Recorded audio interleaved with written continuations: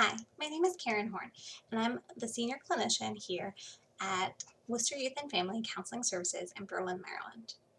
Today, our YouTube video is going to be, again, to help you shine, and we're going to talk a little bit about the difference between attacking in communication versus invalidation versus validation.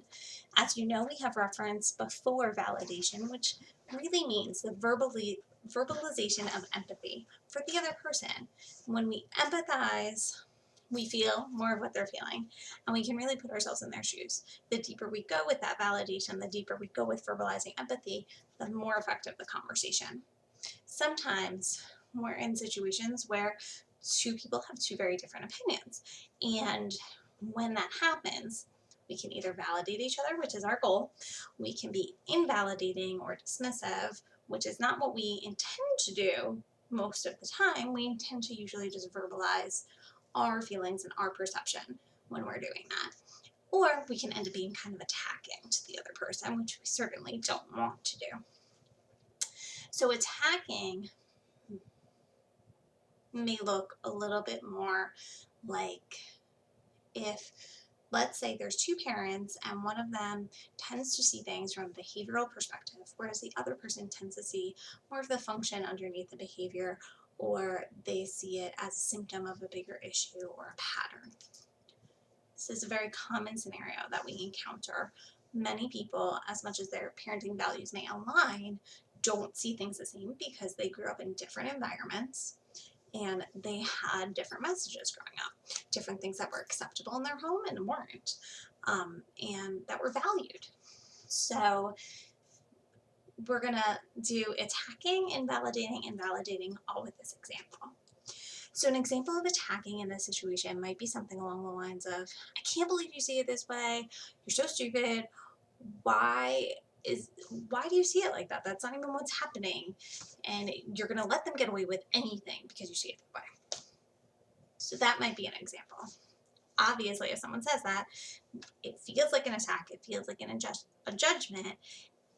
Often we'll feel like you're very misunderstood, that you're not accepted, which then goes into our attachment tree that we've talked about before.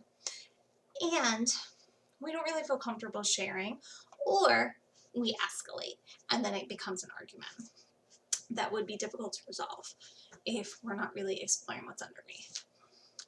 Another example within the same content here would be invalidation. Invalidation might look like, in this same example, something like, I don't see it that way. I don't see things as just a behavior. I see it as more. I see that they are struggling and that they're struggling for a reason, and it's a symptom of a bigger issue. It's a symptom of a pattern, or it's happening because of this other reason. It has nothing to do with behavior. That would be an example of invalidation. They're not acknowledging what the other person is saying. They're only acknowledging their own perspective. And it feels dismissive to the other person.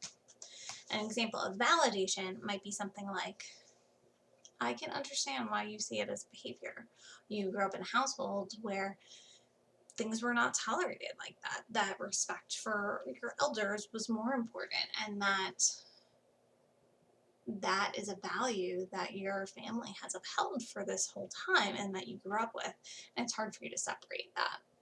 For me, I see it more as, because of the way my mind works, I see it a little more as a pattern and something that I'm kind of concerned about that they are struggling with and that I want to be able to help them through and teach them with instead of a behavior. But I can also see how we could accidentally reinforce it just like what you're saying in a behavior. So that's an example of being validating, where you're still sharing your opinion and your perception, you're explaining it a little bit more, you're understanding theirs and where it comes from, and you're putting that out there.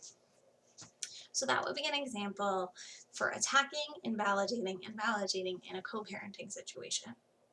We hope that you can use this and you can be validating to your partner or your co-parent, and in any situation really, not even just in a co-parenting situation, but even when you disagree over ice cream or you disagree about if someone should make a change in their life, or, you know, one person's feelings does not mean that the other person's feelings don't exist.